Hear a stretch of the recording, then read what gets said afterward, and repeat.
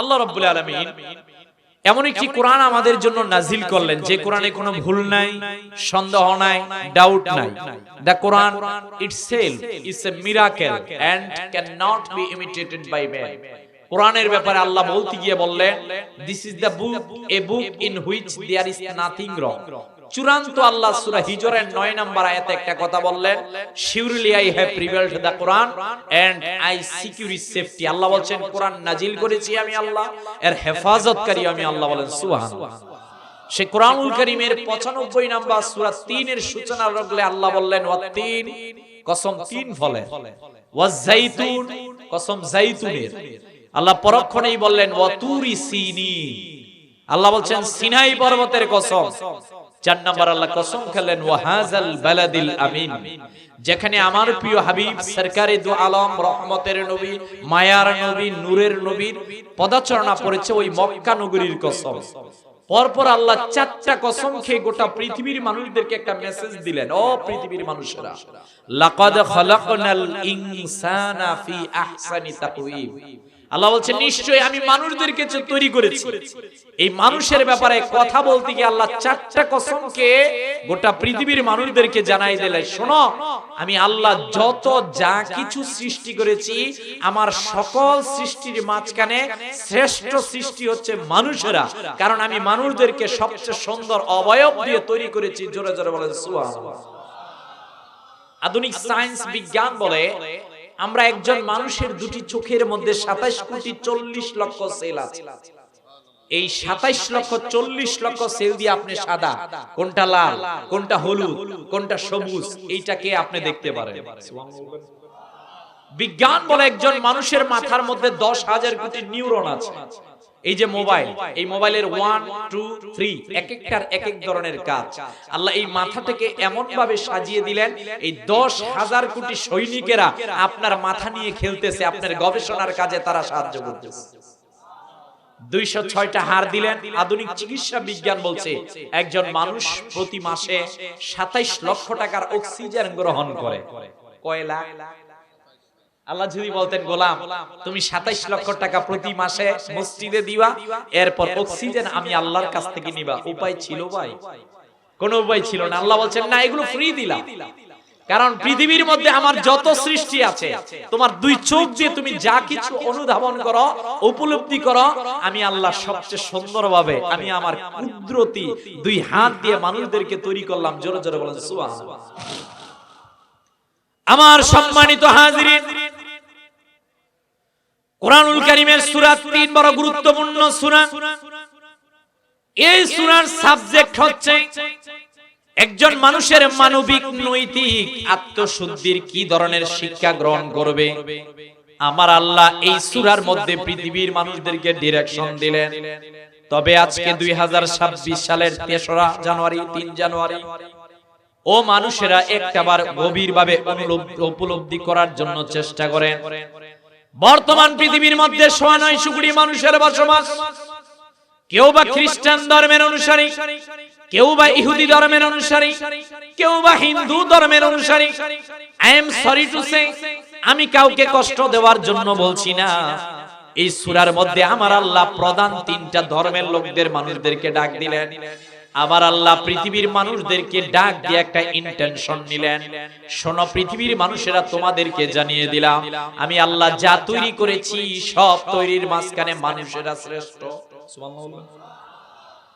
ইমাম রাজির তাফসীরে কাবীর আপনি খুলেন, যেহেতু সম্মানিত উলামায়ে কেরামগণ এখানে রয়েছে, বলতে আমার জন্য সহজ। শুধু ইবনে কাসিরটা আপনি খুলে দেখেন। ও আমার ভাইয়েরা, ইমাম কুরতুবীর তাফসীরে কুরতুবী আপনি খুলে দেখেন, সূরার কি ফজিলত। সেই বুখারীর মধ্যে ইমাম বুখারী সিরিয়ালগত 767 নাম্বার হাদিসে উল্লেখ করলেন, হযরতে বারা ইবনে আযিব বলেন, আমি একদিন আল্লাহর হাবিবের সঙ্গে ছিলাম। প্রিয় নবীজি মুহাম্মদ সাল্লাল্লাহু আলাইহি ওয়াসাল্লাম তিনি ছিলেন সফরের মধ্যে। নবীজি সফরের মধ্যে 2টা রাকাত নামাজ পড়লেন। 2টা রাকাত নামাজের মধ্যে নবীজি সূরা 3 তেলাওয়াত করলেন। আমি বারা ইবনে আযিব আল্লাহর হাবিবের নুরানি কণ্ঠময় থেকে যা তেলাওয়াত শুনেছি, সূরা 3 এর মতো এত মধুময়, এত দারাজ কণ্ঠের তেলাওয়াত আর কোনদিন আমি শুনি না। সূরা 3 এর ফজিলত রাসূলুল্লাহ সাল্লাল্লাহু আলাইহি ওয়াসাল্লাম তেলাওয়াত করলেন, এখানেই শেষ করলেন না। শোনো, কেউ যদি চায়, ইমাম ইবনে কাসির বিশেষ করে সুনান দারিমির মধ্যে হাদিসটা এসেছে, কেউ যদি চায় সে যে দুনিয়ার মধ্যে ন্যায় বিচার চায়, কেউ যদি চায় আখিরাতের মধ্যে ন্যায় বিচার, সে যেন কোরআনুল কারীমের সূরা 3 তেলাওয়াত করে।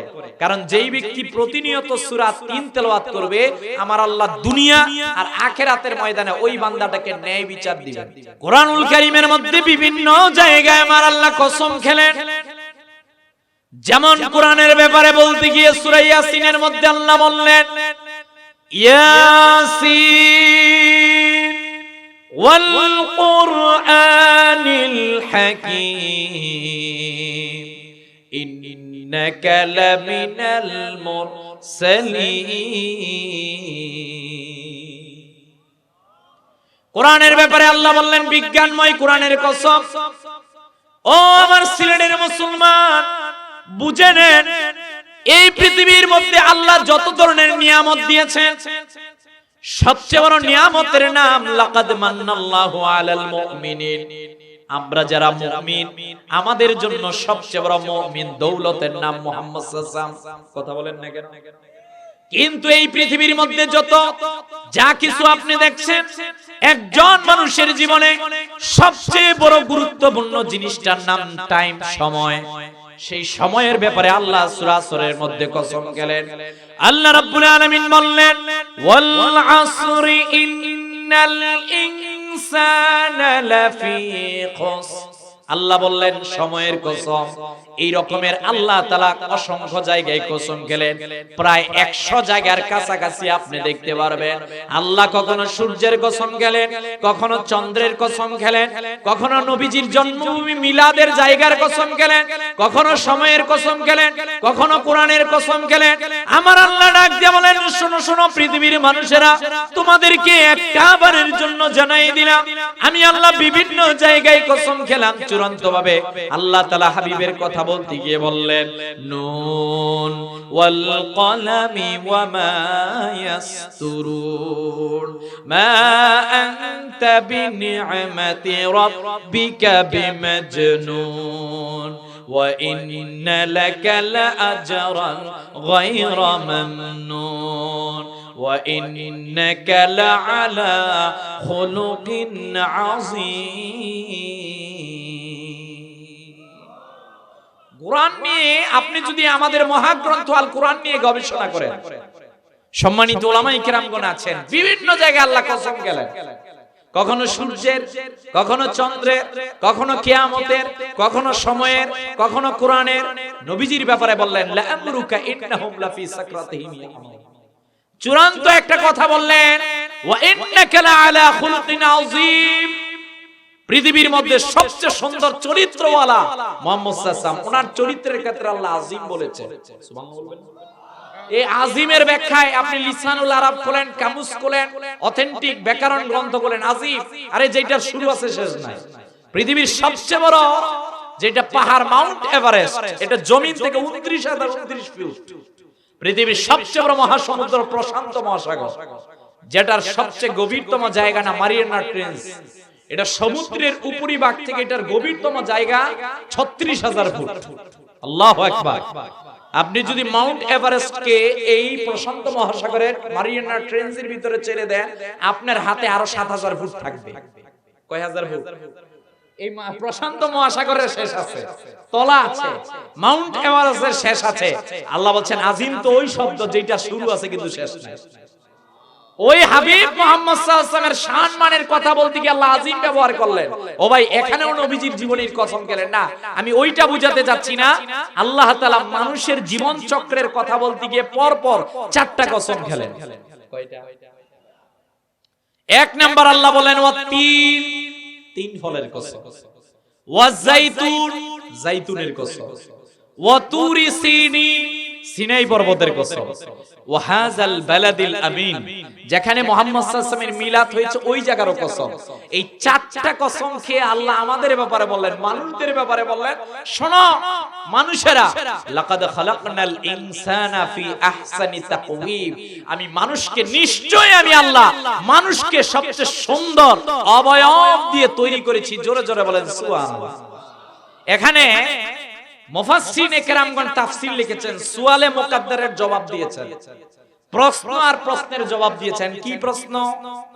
যে পৃথিবীতে 3 ফল ছাড়া তো আরো ফল আছে, কথা কোন নাকি? আল্লাহ 3 ফল ছাড়া কেন এই অন্য ফলের কথা না বলে 3 ফলের কথা বললেন? আপনারা সম্মানিত উলামায়ে কেরামগণ আছেন আমার সামনে যারা বসা, আপনারা সৌদি আরবে গিয়েছেন। সৌদি আরবের মধ্যে একটা ফল খুব বেশি উৎপন্ন হয়, ফলটার নাম কি জানি? তামার, খেজুর। কথা বলেন না কেন? কিন্তু আল্লাহ তো এই খেজুরের কসম খান নাই। পৃথিবীর মধ্যে অনেক তল জাতীয় জিনিস আছে, কিন্তু আল্লাহ ওগুলোর কসম খান না। জাইতুনের কসম কেন গেলেন? পৃথিবীর মধ্যে অনেক পাহাড় আছে, হেরা গুহা, যেখানে কোরআন নাজিল হয়েছে, ইকরা বিসমি রাব্বিকাল্লাযী খালাক। একটি হেরা গুহার কথা তো আল্লাহ বললেন না, না বলে আল্লাহ তুরে সিনার কথা কেন বললেন? 4 নাম্বার, পৃথিবীতে অসংখ্য জায়গা আছে, লন্ডন, আমেরিকা, জার্মান, কত জায়গায় তো পৃথিবীর মধ্যে আছে, সব জায়গা ব্যতীত আল্লাহ তাআলা কেন ওয়াহাজাল বালাদিল আমিন বলে নবীজির মিলাদের জায়গার কসম করলেন? মুফাসসিরিনে কেরামগণ সুয়ালে মুকাদ্দারের জবাব দিয়েছেন, আরে 3 আর জাইতুন পৃথিবীতে 2টা ফল।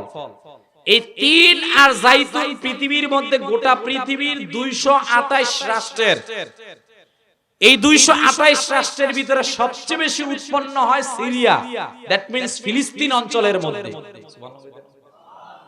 আর ওই ফিলিস্তিন অঞ্চলের মধ্যে একজন নবী এসেছিলেন, যিনার উপর আল্লাহ ইনজিল নাজিল করেছেন, তিনি হচ্ছেন পয়গম্বর ঈসা আলাইহিস সালাতু ওয়াস সালাম।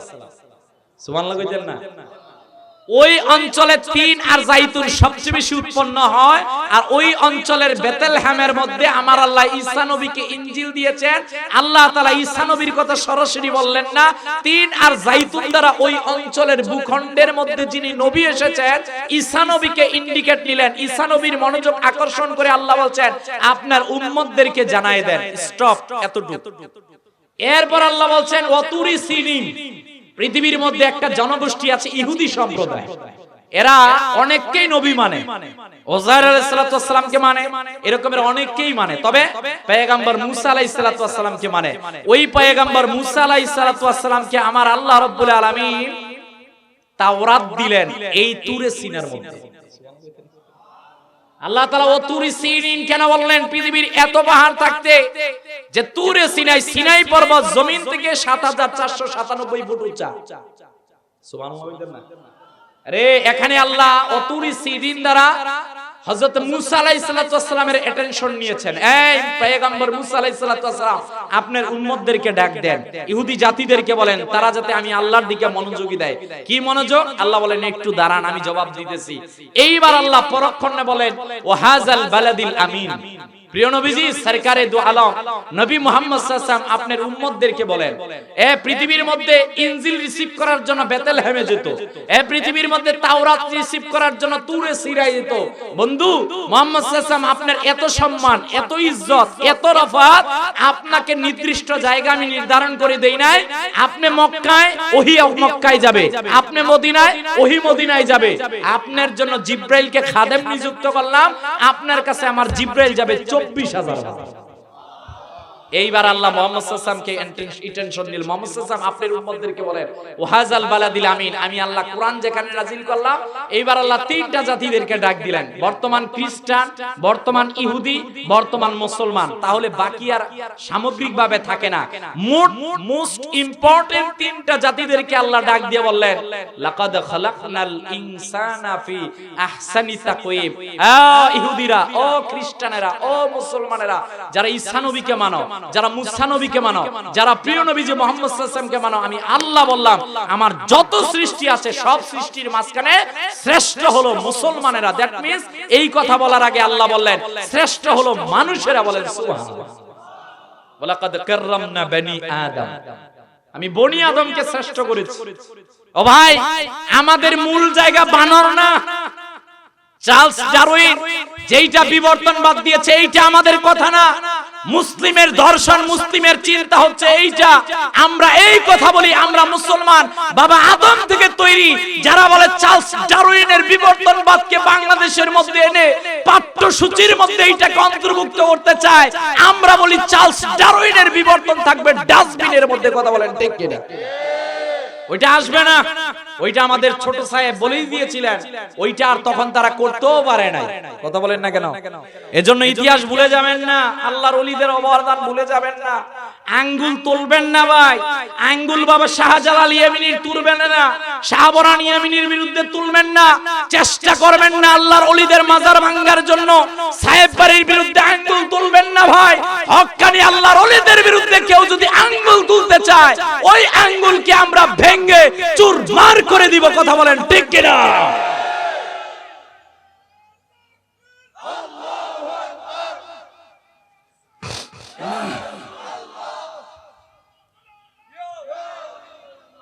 ও ভাই, আমরা কেন আল্লাহর ওলিদের কাছে যাই? জাস্ট এই পয়েন্টটা আপনি মনে রাখেন। আল্লাহর ওলিরা আমাদের শায়েখ, ওস্তাদ। কথা বলেন না? দুনিয়ার মধ্যে প্রাইমারি থেকে কলেজে গেলেন, কলেজ থেকে ইউনিভার্সিটিতে, আমি তো পিএইচডি করেছি, আমরা সুপারভাইজারের অধীনে পিএইচডি সম্পূর্ণ করেছি। ও ভাই, এটা দুনিয়ার জ্ঞান আহরণ করার জন্য যায়। রাসূলুল্লাহ বলেন, ইন্না ফিল জাসাদি মুদগা ইজা সালাহাত সালাহাল জাসাদু কুল্লুহু ওয়া ইজা ফাসাদাত ফাসাদাল জাসাদু কুল্লুহু আলা ওয়াহিয়াল কলব। এইটা ঠিক করো, দেহ ঠিক থাকবে। ওরে ভাই, এইটা দেহ ঠিক করার জন্য, আকলাক ঠিক করার জন্য আল্লাহর ওলিদের কাছে যায়। যারা আজকে বলতে চায় আল্লাহর ওলিদের প্রয়োজন নাই, তাদেরকে বলছি ইতিহাস পড়ো। এই ভূখণ্ডের মধ্যে ইসলামের দাওয়াত কারা দিয়েছে? কোন নবী আসে নাই, কোন রাসূল আসে নাই। এই ভূখণ্ডের মধ্যে আল্লাহর ওলিরা ইসলামের দাওয়াত দিয়ে আজকে আমাদেরকে মুসলমানে রূপান্তরিত করেছে। কথা বলেন ঠিক কিনা? আজকে ইতিহাস ভুলে যাবেন না। ইতিহাস যারা ভুলে যায়, ইতিহাসের আস্থা করে তারা নিক্ষিপ্ত হয়। কথা বলেন না কেন? এই আল্লাহর ওলিরা আমাদেরকে একটা জিনিস শিক্ষা দিল, এইটার নাম তোমার ভিতরে হাবিব মুহাম্মদ সাল্লাল্লাহু আলাইহি ওয়াসাল্লামের ভালোবাসা থাকবে। কথা বলেন না কেন? আমি ধন্য, আমি নিজেকে গর্ববোধ করি কোন শানে মুস্তাফা রাসূলুল্লাহ সাল্লাল্লাহু আলাইহি ওয়াসাল্লামের আজমতের কোন প্রোগ্রামে আমাকে ডাকলে। কারণ আমার পিএইচডি থিসিসের বিষয় ছিল দ্য সেলিব্রেশন অফ ঈদে মিলাদুন নবী সাল্লাল্লাহু আলাইহি ওয়াসাল্লাম ইন হিউম্যান লাইফ। এইটার উপর আমার থিসিস। তো আমি এই বিষয় দিয়ে গবেষণা করে দেখেছি, এর ভাইরে তোমার সমগ্র জীবন ভর যদি আল্লাহর হাবিবের প্রশংসা করা শেষ করো, শেষ হবে না। এইটা এমন এক মহাসমুদ্র যেখানে শেষ হবে। আল্লাহ বলছেন, ওয়ামা আরসালনাকা ইল্লা রাহমাতাল লিল আলামিন ওয়া রাফা'না লাকা যিকরাক। এটার শুরু আছে কিন্তু শেষ নেই। কথা বলেন না কেন? এজন্য এই সমস্ত হক্কানি আল্লাহর ওলিরা শানে মুস্তাফা ঢুকিয়েছে। আমি জানি हमने आंखों से देखा नहीं है मगर उनकी तस्वीर सीने में मौजूद है। আরে আমাদের কাছে মওজুদ, জীবন দিব, গলা দিব, কিন্তু নবীকে ছাড়তে পারবো না। কথা বলেন ঠিক কিনা? এটা আমাদেরকে আউলিয়া কেরামগণ শিক্ষা দিয়েছেন। এজন্য সবকিছুর ঊর্ধ্বে আমার নবীর ভালোবাসা। কথা বলেন না কেন? পৃথিবীর শ্রেষ্ঠ মুহাদ্দিস হতে পারে, আমি মাথার উপরে রাখবো, কিন্তু তার মধ্যে আমার নবীর তাজিম নাই, ভালোবাসা নাই, ইশক নাই। দুঃখিত, আমি তাকে সম্মান করতে পারবো না। এলাকার একটা মুজি হলে তার মধ্যে যদি আমার নবীর ভালোবাসা থাকে, তাকে আমি মাথায় তুলে রাখবো। কথা বলেন না কেন? তাহলে আমার সম্মানিত হাজিরিন, আল্লাহ রাব্বুল আলামিন গোটা পৃথিবীর মানুষদের কাছ থেকে অ্যাটেনশন নিলেন। শোনরে পৃথিবীর মানুষেরা, তোমাদেরকে জানাই দিলাম, ইয়া রাসূলুল্লাহ, ইয়া হাবিবাল্লাহ সাল্লাল্লাহু আলাইহি ওয়াসাল্লাম, ওগো নবীজি, পৃথিবীর মধ্যে আল্লাহ আমাদেরকে পাঠালেন। আল্লাহ ডাক দিয়ে বললেন, হ্যাঁ, এই পৃথিবীকে আমি পৃথিবীর মধ্যে মানুষদেরকে পাঠালাম। এই পৃথিবীর মধ্যে এক সময় ছিল জিন জাতির বসবাস। আল্লাহ নারাজ হয়ে গেলেন। আল্লাহ ফেরেশতাদেরকে পাঠালেন, যাও পৃথিবী খালি করো। ওই ফেরেশতারা এসে পৃথিবীকে খালি করলো। এই জিনেরা কেউ গেল সমুদ্রের মধ্যে, কেউ গেল পাহাড়ের মধ্যে, কেউ বা কুকুরের উপর আসর করে। এই রকমের আল্লাহ পৃথিবীকে খালি করে বললেন, ইন্নী জাইলুন ফিল আরদি খলিফা, পৃথিবীর মধ্যে আমি আমার প্রতিনিধি পাঠাবো। ফেরেশতারা ডাক দিয়ে বলেন, আল্লাহ, আপনি কি এমন কোন জাতিদেরকে পাঠাবেন যারা পৃথিবীর মধ্যে গিয়ে রক্তপাতে যুক্ত হয়ে যাবে, একজন আরেকজনের মতো জিন জাতিদের মতো করবে? আমার আল্লাহ ডাক দিয়া বললেন, ইন্নী আ'লামু মা লা তা'লামুন, আমি যা জানি তোমরা কিন্তু জানো না। আমার আল্লাহ হযরত জিবরাইলকে পৃথিবীতে পাঠালেন। হযরত জিবরাইল মাটি নিয়ে আসো, জিবরাইল মাটি নিতে পারেন নাই। আল্লাহ ইসরাফিলকে পাঠালেন, তিনিও নিতে পারেন নাই। মালাকুল মউতকে আমার আল্লাহ পাঠালেন, তিনি পৃথিবীর বিভিন্ন জায়গা থেকে মাটি নিয়ে গেলেন। সময় স্বল্প, আমি শুধু টাচ দিয়ে আপনি বোঝার চেষ্টা করেন। আমার আল্লাহ বাবা আদমের মাটিগুলো 40 বছর রেখে দিলেন। 6টা ক্যাটাগরির মাধ্যমে আমার আল্লাহ বাবা আদমকে তৈরি করলেন। ওয়াসআলুনাকা আনির রূহ, আল্লাহ তাআলা নিজে কুদরতিভাবে আদমের মধ্যে রূহ ফুঁকে দিলেন। আমার সম্মানিত হাজিরিন, নবীজি ডাক দিয়ে বলেন, উম্মত, তোমাদেরকে আমি জানাই দিলাম, ওই যে আমার আল্লাহ মানুষদেরকে বানালেন, 1 নাম্বার মানুষদেরকে আল্লাহ গুণাবলী দিলেন, মানুষদেরকে আল্লাহর প্রতিনিধি বানালেন। সুবহানাল্লাহ বলেন না? ইন্নী জাইলুন ফিল আরদি খলিফা। 2 নাম্বার ফেরেশতারা আদমকে সিজদা করলো। 3 নাম্বার মানুষদেরকে আল্লাহ জ্ঞান বুদ্ধি দিলেন। 4 নাম্বার মানুষদেরকে ইচ্ছা স্বাধীন সিদ্ধান্ত গ্রহণের ক্ষমতা দিলেন। 5 নাম্বার মানুষদেরকে আল্লাহ কুদরতিভাবে রূহ ফুঁকে দিলেন। 6 নাম্বার পৃথিবীর মধ্যে সব জাতির মাঝখানে আমার আল্লাহ মানুষদেরকে সম্মানিত করলেন। সুবহানাল্লাহ বলেন না? আমার নবীজি ডাক দিয়ে বলেন, হে উম্মত, আদমকে আল্লাহ পৃথিবীর মধ্যে বানালেন। ওই আদম মা হাওয়া থেকে পৃথিবীর মধ্যে মানুষেরা দুনিয়ার মধ্যে আগমন করলো। তোমাদেরকে একবারের জন্য জানাই দিলাম আল্লাহ কেন তোমাদেরকে পৃথিবীতে পাঠালেন। আল্লাহ সূরা জারিয়ার মধ্যে বড় চমৎকার করে বললেন, ওয়ামা খালাকতুল জিন্না ওয়াল ইনসা ইল্লা লিয়াবুদুন।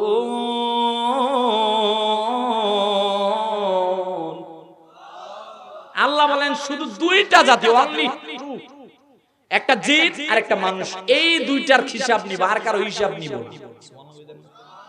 মানুষের সবচেয়ে গর্বের জায়গা এক জায়গা, ওই গর্ব অহংকার না, এটা আনন্দের জায়গা যে আল্লাহ মানুষকে জ্ঞান দিয়েছে। ও ভাই, এটা একটা মাঠ না হুজুর? এটা মাঠ। এই মাঠের মধ্যে সকালবেলা আপনি একটা বকরি চিনছেন তো? কি কয় বকরি? এটা বকরি, ছাগল। সকালে একটা ছাগল আনলেন, ছাগলটা একটা খুঁটির সাথে বাঁধলেন, বেঁধে 1 ঘন্টা ওয়াজ করলেন, এইটা আমার বেয়াই সাহেবের ক্ষেত, এই ক্ষেতের মধ্যে ঘাস খাওয়া যাবে না, খাইলে কিন্তু বেয়াই সাহেবের সাথে আমার বিকালে ঝগড়া হবে। আপনি 1 ঘন্টা ছাগলকে ওয়াজ করে যখন এখান থেকে চলে যাবেন, ছাগল বুঝি আপনার ওয়াজ লয়ে বইয়া থাকবে? আরে মাতো নাকি রে? ছাগল কি করবো? ফেশালাই কিচ্ছু না এসে দেবেন, কারণ আল্লাহ তাকে আকল দেয় না। কথা বল নাকি? আল্লাহ তাকে বুদ্ধি দেয় না, এটা মানুষদেরকে দিয়েছে। আরে মানুষ বুঝে শানের রিসালাত সম্মেলনে গেলে আল্লাহ জান্নাত দিবেন, শানের রিসালাত সম্মেলনে না গিয়ে বাজারও থাকলে ও ইবলিসের পথে যাবে। এটা হলো আকল, বিবেক, বুদ্ধি। এইটা যার নাই অপকৃত মানুষ হতে পারে। আমার নবীজি বললেন, মানুষদেরকে আল্লাহ কেন তৈরি করলেন? এই পৃথিবীর মধ্যে আপনি কেন তাকিয়ে দেখেন না? কেন আপনি পূজার জন্য চেষ্টা করেন না? কেন আল্লাহ মানুষদেরকে তৈরি করলেন? একমাত্র আল্লাহর ইবাদত, গোলামি, দাসত্ব করার জন্য আল্লাহ মানুষ বানালেন। ও মানুষেরা, আমি আল্লাহ কিন্তু তোমাদেরকে ছেড়ে দিব না। তবে এই মানুষদের মাঝখানে 2 দল আছে। এক দল আল্লাহকে চিনতে পারে, আরেক দল কিন্তু আল্লাহরে চিনতে পারে। We are proud as a Muslim. Jannat is our destination. I do believe we have a lot of mission and vision that we will have to fulfill. ওরে ভাই, আমরা মুসলমান, আনন্দিত কথা ঠিক, তবে আমাদের প্রত্যেকের একটা মিশন আর ভিশন আছে। ওই মিশন আর ভিশন হলো জান্নাতে যাওয়া। কথা বলেন না কেন? ওই মিশন জান্নাতে যাওয়া ভাই। তো ওই মিশন আর ভিশন দিয়ে আল্লাহ বলছেন, শোনো, যার 2টা চোখ আছে, যার মাথা আছে, যার 2টা হাত আছে, 2টা পা আছে, ও ব্যাকরণগত দৃষ্টিকোণ থেকে, বইয়ের দৃষ্টিকোণ থেকে মানুষ, কিন্তু যার মধ্যে মনুষ্যত্ব নাই সে মানুষ হতে পারে না। কথা বলেন না কেন? সে মানুষ হতে পারে না। তাহলে এই মানুষদের মধ্যে 2 শ্রেণী, একটা আল্লাহকে চিনে আর একটা আল্লাহকে চিনে না। একটা হলো লাকাদ খালাকনাল ইনসানা ফি আহসানি তাকওয়িম, এই আয়াতের হক আদায় করে, আরেকজন হক আদায় করতে পারে। আমার সম্মানিত হাজরিন, আমি এই ব্যাপারে দুইটা ঘটনা বলবো, আপনি বুঝেন। এই পৃথিবীর মধ্যে মানুষ হলেই শুধু হবে না, প্রিয় ভাইয়েরা আমার, আল্লাহ এত ভালোবাসা দিয়ে আপনাকে আমাকে তৈরি করলেন, এই মানুষদের মাঝখানে শ্রেষ্ঠ মানুষ হতে হবে। পৃথিবীর মধ্যে শ্রেষ্ঠ কারা ছিলেন? নবী রাসূলদের কথা বাদ দেন, ওনার উপরে ওনাদের নিয়ে কোনো কথা হবে না। তবে লাকাদ কানা লাকুম ফি রাসূলিল্লাহি উসওয়াতুন হাসানা, আমাদের নবীজি আমাদের জন্য আইডল। কথা কোন ঠিক কি না? আমাদের নবীজি আমাদের জন্য আইডল। ও ভাই, পৃথিবীর মধ্যে বাড়িতে গিয়ে আজকে গুগলে সার্চ দিবেন এই পৃথিবীর শ্রেষ্ঠ কে, গুগল আপনাকে বলবে ধর্মীয়গত দিক থেকে গুরু নানক, রাধাকৃষ্ণ, গৌতম বুদ্ধ। আপনি যদি বলেন এই রাষ্ট্র নিয়ে কথা বলে কে শ্রেষ্ঠ, আপনাকে সর্বোচ্চ এতটুকু বলবে Abraham Lincoln was a great leader. আপনি যদি প্রশ্ন করেন এই পৃথিবীর মধ্যে রাষ্ট্র নিয়ে কথা বলে শ্রেষ্ঠ কে, আপনাকে বলবে সক্রেটিস, প্লেটো, এই রকমের কয়েকজনের নাম। আপনি বলেন এই বলো জামাল, কামাল, ইহসান, কারাবাত, এই চার গুণে পৃথিবীর মধ্যে শ্রেষ্ঠ কে, গুগল আপনাকে বলবে আমার জানা নাই। আপনি এইবার লেখেন হু আর মুহাম্মদ সাল্লাল্লাহু আলাইহি সাল্লাম, মুহাম্মদ সাল্লাল্লাহু আলাইহি সাল্লামকে জানতে চাই, গুগল আপনাকে বলবে ও আচ্ছা মুহাম্মদ সাল্লাল্লাহু আলাইহি সাল্লাম সম্পর্কে জানতে চাও, মুহাম্মদ সাল্লাল্লাহু আলাইহি ওয়াসাল্লাম as a father, as a teacher, as a leader, as a love giver, as a Messenger, as a reformer of the society, Muhammad সাল্লাল্লাহু আলাইহি ওয়াসাল্লাম is the Superman in the world. চিৎকার মেরে বলেন আল্লাহু আকবার। সর্বোচ্চ সম্মাননা আল্লাহর হাবিবের ক্ষেত্রে। একটু নিচে সাহাবীদের নাম, মা'আনা আলাইহি ওয়া আসহাবি, এই সাহাবায়ে কেরামগণ ওনারা হলেন জান্নাতি মানুষ, ওনাদের কোনো সমালোচনা করা যাবে? একদল আছে গোমরা, এরা সাহাবীদের সমালোচনা করে, সাহাবীদের কোনো সমালোচনা করা যাবে না। মুসনাদে আহমদের মধ্যে ইমাম আহমদ ইবনে হাদিস উল্লেখ করলেন, সিরাতে ইবনে হিশামের মধ্যেও ঘটনাটা এসেছে, ইবনে কাসির উল্লেখ করলেন, সিয়ার আলামিন নুবালার মধ্যে ইমামে যাহাবিও ঘটনা উল্লেখ করলেন। আল্লাহর হাবিব সাল্লাল্লাহু আলাইহি সাল্লাম গেলেন মদিনার মধ্যে, তিনি মদিনার সীমান্তবর্তী গোত্রগুলোর মধ্যে ইসলামের দাওয়াত দিয়ে সাহাবীদেরকে বানালেন। সাহাবায়ে কেরামগণ যখন মদিনার গোত্রগুলোর কাছে গেলেন, গোত্রের অধিকাংশ মানুষেরা মুসলমান হওয়া শুরু হলো। একটা গোত্রের কিছু সংখ্যক লোকেরা নবীজির কাছে আসলেন, ইয়া রাসূলুল্লাহ, ইয়া হাবিবাল্লাহ সাল্লাল্লাহু আলাইহি ওয়াসাল্লাম, ওগো নবীজি, আমাদের গোত্রের মধ্যে কিছু সংখ্যক লোকেরা উদ্গ্রীব উৎকণ্ঠা নিয়ে বসে আছে, আপনি একজন সাহাবীকে পাঠান, তিনি গিয়ে ইসলাম বুঝালে তারা মুসলমান হয়ে যাবে। আল্লাহর হাবিব সাহাবী খুবাইবকে ডাক দিয়ে বলেন, আইনা খুবাইব, আমার সাহাবী খুবাইব, তুমি কোথায় আছো?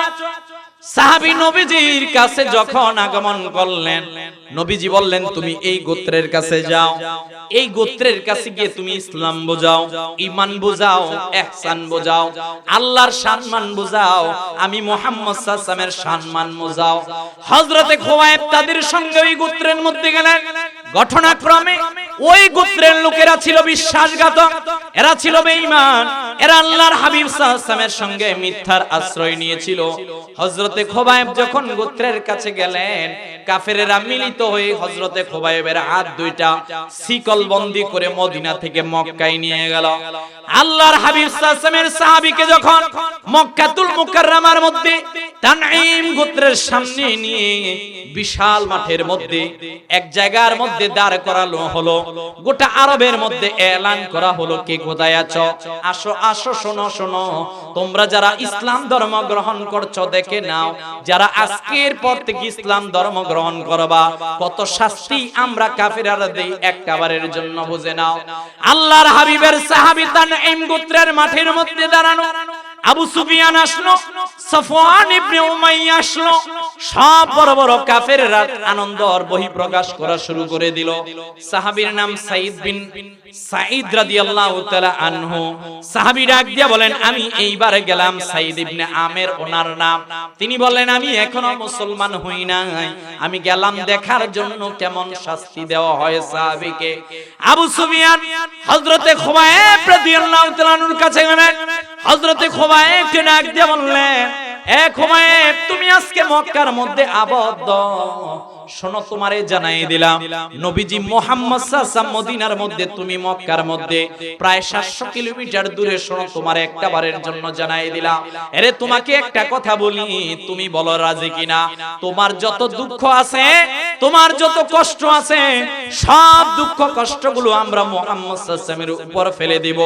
আতুহিব্বু আন্না মুহাম্মদ সাল্লাল্লাহু আলাইহি ওয়াসাল্লাম মাকানাকা ওয়া আনতা ফি আহলিকা, তোমার যত দোষ আছে সব নবীজির উপরে দিব।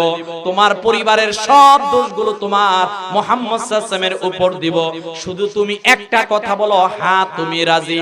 তিনি ডাক দিয়ে বলেন, না না না, শোনো, আমি বুঝেছি তোমরা আমাকে হত্যা করবে, তবে তোমরা আমাকে হত্যা করার আগে তোমাদের কাছে আমি একটা জিনিস চাই। শোনো, তোমরা আমার একটা কথা বলো রে, আমাকে যদি হত্যা করতে চাও, আমার হত্যার আগে তোমাদের জন্য, তোমাদের কাছে আমি একটা জিনিস চাই, তার নাম ওযুর পানি। কিসের পানি ভাই? ইমাম তিরমিজি হাদিস উল্লেখ করলেন, কেউ যদি ওযুর পানি নিয়ে মুখমণ্ডল ধৌত করে, দুই হাতের কনুই সহ ধৌত করে, মাথা মাসে করে, দুই পায়ের টাকনু সহ ধৌত করে, আও মা আখিরিল কাতরিল মা। এখানে উলামায়ে কিরামগণ রয়েছেন, নবীজি বলছেন, ইমাম তিরমিজি হাদিস উল্লেখ করলেন, ওযুর সর্বশেষ পানির ফোঁটা জমিনে পড়ার সঙ্গে সঙ্গে আমার আল্লাহ ওই জিসিম দিয়ে যত গুনাহ হয়েছে সব মাফ করে দিবেন। শুধু তাই না, এবার আপনি মূল বক্তব্যে যান। সাহাবীকে ওযুর পানির জন্য দেওয়া হলো, তিনি ওযুর পানি নিয়ে ওযু করলেন। তিনি বললেন, আবু সুফিয়ান, তোমার কাছে একটা জিনিস চাই। বলল, কি চাও? বলল, আমারে আপনি 2 রাকাত নামাজ পড়ার জন্য অনুমতি দেন। এ মুসলমান, একটু মনোযোগ দিয়ে কেন আপনি বুঝছেন না? আপনার আমার ধন সম্পদ দৌলত নয়, আপনার আমার বিপদের সঙ্গীর নাম হচ্ছে নামাজ। নাম কি ভাই? নামাজ। এজন্য বুঝি নবীজি মেরাজ থেকে এসে বলেছেন, পয়গম্বর মুসা আলাইহিস সালাতু ওয়াস সালাম তুর পাহাড়ে গেলেন, কাল্লামাল্লাহু মুসা তাকলিমা, আল্লাহর সঙ্গে কথা বলার জন্য। আল্লাহ শর্ত দিলেন 4টা। কয়টা? 1 নাম্বার, তুমি তুর পাহাড়ে যাও। 2 নাম্বার, অমুক সময়ে যাও। 3 নাম্বার, পায়ের জুতা খুলে ফেলো। 4 নাম্বার, পয়গম্বর মুসা আলাইহিস সালাতু ওয়াস সালাম, তুমি যখন আমার সাথে কথা বলবে, বাইনাল হিজাব, তোমার আর আমার মাঝখানে 70,000 পর্দা আছে। সুবহানাল্লাহ। বাড়িতে যাই কইবেন। আল্লাহ বলছেন, হাবিব, মেরাজে আপনি আসলেন। আমার জাতীয় কবি কাজী নজরুল ইসলাম লেখলেন, তিনি মেরাজে গেলেন কিন্তু ধরার ধুলিকে বললেন না। সুবহানাল্লাহ। আমাদেরকে বলেন নাই নবীজি, আল্লাহ আপনি কি দিবেন উম্মতের জন্য? হাবিব, আপনি তো আমার বাড়িতে এসেছেন, উম্মত আসতে পারে নাই কথাটি, তবে উম্মতদেরকে জানাই দেন, উম্মত যদি জায়নামাজের মধ্যে সিজদা দেয়, মুসা নবীকে 4 শর্ত দিলাম, তার জন্য তুর পাহাড় দিলাম, জুতা খোলা শর্ত দিলাম, পবিত্রতা শর্ত, সময় শর্ত, তুর পাহাড়ে যাওয়া শর্ত দিলাম, বাইনাল হিজাব, 70,000 পর্দাও শর্ত দিলাম। আপনার উম্মত জায়নামাজে সিজদা দিতে হয় নামাজের জন্য, আমি আল্লাহ 4 শর্ত ছাড়াই আপনার উম্মতের সাথে কথা বলা শুরু করে দিই। সাহাবী বলেন, এইবার আমি ওযু করলাম, ওযু করার পর আমি নামাজ পড়লাম। সাইদ ইবনে আমের আল জুমাহি বললেন, নামাজ যখন শেষ হয়ে গেল, মুমিনের সবচেয়ে বড় দৌলতের নাম তার নামাজ। আমার ভাইরা, বন্ধু বিপদে পড়েছেন, নামাজ লাগবে। নামাজ মাইনাস করে কোনো কিছু হবে? কোনো কিছু হবে না ভাই। বছরে 1875 বার যে মসজিদ থেকে ডাকানো হয়, 6205 রাকাত নামাজ যে ফরজ, এটা আমাদের জন্য ফরজ। ছেড়ে দিবেন তো বিপদ আছে। আমার সম্মানিত হাজিরিন, সাইদ ইবনে আমের বলেন, আমি দেখলাম তিনি 2টা রাকাত নামাজ পড়লেন। সন্ধ্যার মতো 2টা রাকাত নামাজ আদায় করে আল্লাহর দিকে হাত তুলে দোয়া করলেন, আল্লাহ, আমার মন বলছে এরা বিশ্বাসঘাতক, এরা আমারে দুনিয়া থেকে বিদায় নিয়ে চলে যাবে, তবে আমরা তো ঈমান এনেছি, আমরা আপনাকে চিনি, আপনার হাবিবকে চিনি। এরা তো বলেছে, আতুহিব্বু আন্না মুহাম্মদ সাল্লাল্লাহু আলাইহি ওয়াসাল্লাম মাকানাকা ওয়া আনতা ফি আহলিকা, যদি শুধু বলি আমাদের দোষগুলো নবীজির উপর দিয়ে দিলে রাজি হলে এরা আমাদেরকে ছেড়ে দিবে। ঐতিহাসিক হযরতে খুবাইব একটা ভাষণ দিলেন। সিরাতে ইবনে হিশাম সাক্ষী, আমি কোনো কিচ্ছা বলছি না। 11.5 লক্ষ হাদিসের পণ্ডিত আহমদ ইবনে হাম্বল উল্লেখ করলেন। তিনি বললেন, ওয়াল্লাহি মা উহিব্বু আন্নি ফি আহলি ওয়া আন্না মুহাম্মদ সাল্লাল্লাহু আলাইহি ওয়াসাল্লাম ইউশাকু বিশাওকাতিহি। তিনি একটা চমৎকার কথা বললেন, শোনো রে, তোমরা বলেছো আমার দোষগুলো নবীজিকে দিবা। শোনো, নবীজি কোন রাস্তা দিয়ে হেঁটে হেঁটে যাচ্ছেন, আমরা যদি দূর থেকে দেখি কোন কাঁটা নবীজির পায়ে লাগবে, আমরা কোন সাহাবী কিংবা আমার পরিবার এইটাও চাই না আমার নবীজি কষ্ট পায়।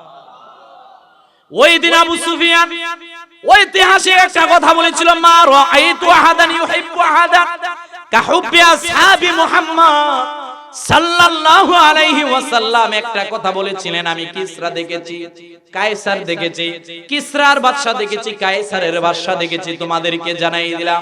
শোনো রে, একবারের জন্য বুঝে নাও, মুহাম্মদ সাল্লাল্লাহু আলাইহি ওয়াসাল্লামের সাহাবীরা নবীজিকে এত ভালোবাসে, কিসরার সাম্রাজ্যের লোকেরা বাদশাকে এত ভালোবাসে না, কায়সারের বাদশার লোকেরা এত ভালোবাসে না যতটুক না মুহাম্মদের সাহাবীরা মুহাম্মদ সাল্লাল্লাহু আলাইহি ওয়াসাল্লামকে ভালোবাসে। আরে ভাই, এটা পৃথিবীর শ্রেষ্ঠ মানুষ, এইটা পৃথিবীর শ্রেষ্ঠ মানুষ, এদের ক্ষেত্রে বলেছে আল্লাহ এরা আমার প্রতিনিধি। কিন্তু না, পৃথিবীতে আবার আরেক শ্রেণীর লোক আছে যারা খারাপ মানুষ, এদেরকে পৃথিবীতে পাঠিয়ে আল্লাহ, ওই যে ফেরেশতারা বলেছেন আল্লাহ পাঠানোর দরকার নাই, এরা পৃথিবীতে গিয়ে ফিতনা ফাসাদ তৈরি করে। এদের মধ্যে আরেকটা উদাহরণ দেই। একজন হলো শ্রেষ্ঠ সাহাবীদের মধ্যে হযরতে খুবাইব রাদিয়াল্লাহু তাআলা আনহু। তিনি অন্তিম শয্যায় নামাজকে ছাড়লেন না, একেবারে দুনিয়া থেকে শহীদ পর্যন্ত হলেন। একটা স্লোগান দিলেন, আরে কল্লা দিব কিন্তু নবীকে ছাড়তে পারবো না। কথা বলেন না কেন? আরেকজনের নাম হচ্ছে তাফসিরে কুরতুবির মধ্যে ইমাম কুরতুবী রাহমাতুল্লাহ আলাইহি উল্লেখ করলেন, রুহুল মাআনির মধ্যে ঘটনাটা এসেছে, যার নাম কারুন। নাম কি? কাজী সানাউল্লাহ পানিপতি মাজারির মধ্যে উল্লেখ করলেন যে মুসা আলাইহিস সালাতু ওয়াস সালামের চাচাতো ভাই এই কারুনের একটা মনের বাসনা ছিল যে আমার তো কোনো ধন সম্পদের অভাব নাই, তাহলে আমি কেন মুসা আলাইহিস সালাতু ওয়াস সালামের উজির হব না, বিশ্বস্ত ভাজন কেন হব না? পয়গম্বর মুসা একদিন কারুনকে ডাক দিয়ে বলেন, কারুন এইদিকে আসো। কি বলবেন? পয়গম্বর মুসা আলাইহিস সালাতু ওয়াস সালাম বলেন, এই তোমার যে সম্পদ আছে এটা অঢেল ধন সম্পদ, তোমার 1000 দিরহাম থেকে 1 দিরহাম যাকাত দিতে হবে, 1000 বকরি থেকে 1 বকরি যাকাত দিয়ে দিতে হবে। কারণ মুসা আলাইহিস সালাতু ওয়াস সালামের সামনে বললেন, ঠিক আছে দিব। বাড়ি থেকে হিসাব করে দেখাই, যদি 1000 বকরি থেকে 1 বকরি দিতে হয় তাহলে অনেক বকরি দেওয়া লাগবে, যদি 1000 দিনার দিরহাম থেকে দিতে হয় অনেক দেওয়া লাগবে, কারণ অনেক সম্পদ। সে চিন্তা করলো, আমি মুসা আলাইহিস সালাতু ওয়াস সালামের আস্থাভাজন হতে পারবো না, তাহলে কি করা যায়? মুসা আলাইহিস সালাতু ওয়াস সালামের বিরুদ্ধে কালেমা লেপন করতে হবে। নাউজুবিল্লাহ। রুহুল মাআনির মধ্যে ইমাম আলুসি উল্লেখ করছেন যে তিনি একটা খারাপ মহিলাকে ফিট করলেন যে আগামীকাল সকালবেলা পয়গম্বর মুসা বিশাল মাঠের মধ্যে ভাষণ দিবে, তিনি যখন ভাষণ দিবে তুমি তখন তার কাছে যাবা, পয়গম্বর মুসা আলাইহিস সালাতু ওয়াস সালামের সামনে আমরা থাকব, তুমি দাঁড়িয়ে এই কথা বলবা যে পয়গম্বর মুসা আলাইহিস সালাতু ওয়াস সালাম আমি নারীর সঙ্গে খারাপ সম্পর্ক করেছে। নাউজুবিল্লাহ। সকাল হয়ে গেল, পয়গম্বর মুসা আলাইহিস সালাতু ওয়াস সালাম বিশাল মাঠের মধ্যে দাঁড়ানো, ওই নারী গেলেন মুসা নবীর বিরুদ্ধে সাক্ষ্য দেওয়ার জন্য, কথা বলার জন্য। আল্লাহ নারীকে ফিট করে দিলেন, এই তুমি তো বলতে পারবা না ওয়া মাকারু ওয়া মাকারাল্লাহ ওয়াল্লাহু খায়রুল মাকিরিন। আরে তোমরা জমিনে হয়তোবা একটা প্ল্যান করতে পারবা, কিন্তু প্ল্যান সিদ্ধান্তকারী একজন, তিনি কে? প্ল্যান সিদ্ধান্তকারী কেউ নয়, মুসা নবী ভাষণ দিচ্ছেন, সামনে একজন দাঁড়ানো, নারী গিয়ে বলছে, আমি একটা কথা বলতে চাই। পয়গম্বর মুসা আলাইহিস সালাতু ওয়াস সালাম ভাষণ বন্ধ করলেন। নারী এসেছে মুসা নবীর বিরুদ্ধে কথা বলার জন্য, বলতে পারলেন না। তিনি বলেছেন, আপনার ভাই কারুন আমাকে ফিট করেছে আপনার বিরুদ্ধে সাক্ষ্য দেওয়ার জন্য যে আপনি আমার সঙ্গে নাকি খারাপ কাজ করেছেন। আল্লাহু আকবার। ওই দিন পয়গম্বর মুসা আলাইহিস সালাতু ওয়াস সালাম আল্লাহর কাছে বলেন, আল্লাহ পৃথিবীতে মাটি কথা বলে না, মাটি কারো কথা শোনে না, আপনি আমাকে একটা শক্তি দেন মাটি যাতে আমার কথা শোনে। আল্লাহু আকবার। ইবনে আব্বাস তাফসীর করছেন, রাইসুল মুফাসসিরিন, পয়গম্বর মুসা আলাইহিস সালাতু ওয়াস সালাম ওই দিন জমিরকে আদেশ করেছিল, ইয়া আরদু খুযিহি, ইয়া আরদু খুযিহি, এ মাটি কারুনকে ধরো। কারণ সে আমি নবীর বিরুদ্ধে এই রকমের কাজ করতে উদ্বুদ্ধ হয়েছে। ওই দিন মাটি ফেটে গিয়ে কারুনকে ডাবিয়েছে। ইবনে আব্বাস বলছেন পৃথিবীর খারাপ সন্তান কারা, তার নাম কারুন। ইবনে আব্বাস তাফসীর করছেন কারুন অনেক লম্বা ছিল, তার দেহ যতটুকু মুসা আলাইহিস সালাতু ওয়াস সালামের ওই বদদুয়ার কারণে মাটি যে ফেটে গিয়েছিল, সে যে নিচে ডাবা শুরু হয়েছে, তার দেহ আকৃতি পরিমাণ কিয়ামতের ইসরাফিলের সিংহাই পর্যন্ত শুধু সে মাটির মধ্যে ডাবতেই থাকে। আল্লাহু আকবার বলবেন না? তাহলে সম্মানিত উপস্থিতি, আমি যেই বিষয়টা সংক্ষিপ্ত পরিসরে আপনাদেরকে বুঝাতে চাইলাম, দুইটা বিষয়। লাকাদ খালাকনাল ইনসানা ফি আহসানি তাকওয়িম, আল্লাহ মানুষদেরকে সবচেয়ে সুন্দর করে বানালেন। তাহলে সুন্দর করে যে বানালেন এর মধ্যে ভালো আছে খারাপও আছে। তো আমাদেরকে আল্লাহ বললেন ইউ আর দ্য গ্রেটেস্ট উম্মাহ অল ওভার দ্য নেশন। ও ভাইরা আমার, শানের মুস্তাফা সাল্লাল্লাহু আলাইহি ওয়াসাল্লাম মাহফিলের মধ্যে যারা আগত এসেছে, আমরা তো সবাই বললাম মানুষ, আমরা কি কারুনের মতো হলে হবে? কথা বলেন না কেন? আমাদের আদর্শ সাহাবায়ে কেরামগণ জীবন দিয়েছে, গলা দেয় নাই। সাহাবায়ে কেরামগণ আগুনে পড়েছে, কেউ বলেছে ইয়া মালিকার রূহ লাউ আতাইতানি মা মালাকাল আরব, এই কথা ডাক দিয়ে বলছেন গোটা আরব দিল, নবীজির কদম ছাড়তে পারবো না। আমি শেষ কথা এইটা বলতে চাচ্ছি, আল্লামা সাহেব কেবলা ফুলতুলি রহমাতুল্লাহ আলাইহি সহ হক্কানি আল্লাহর ওলিরা আমাদেরকে যেই বিষয়টা প্রথম শিক্ষা দেয় তার নাম ঈমান।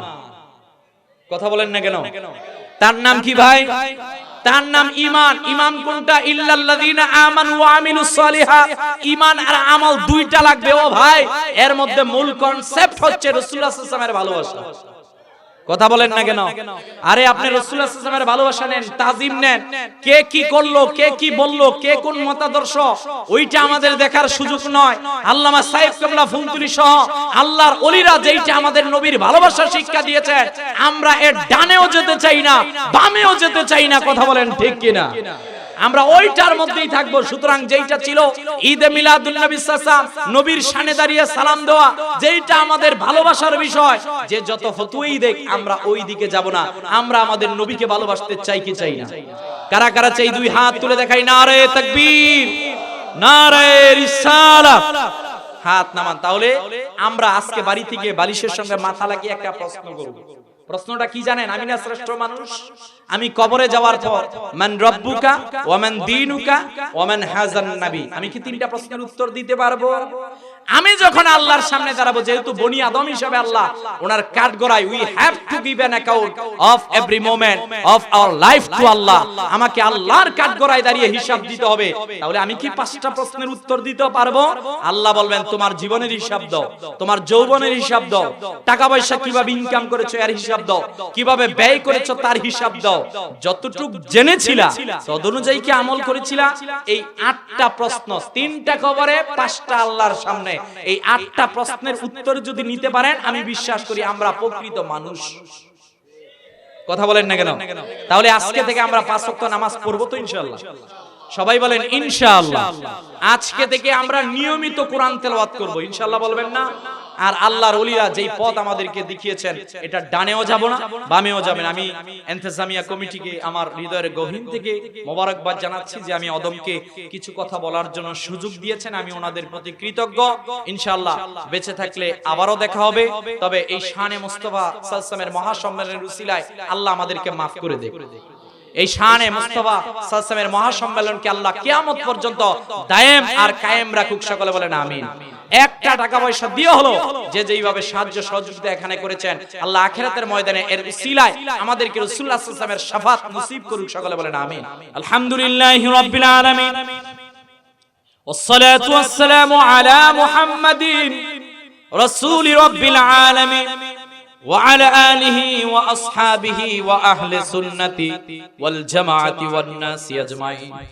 ربنا ظلمنا أنفسنا وإن لم تغفر لنا وترحمنا لنكونن من الخاسرين।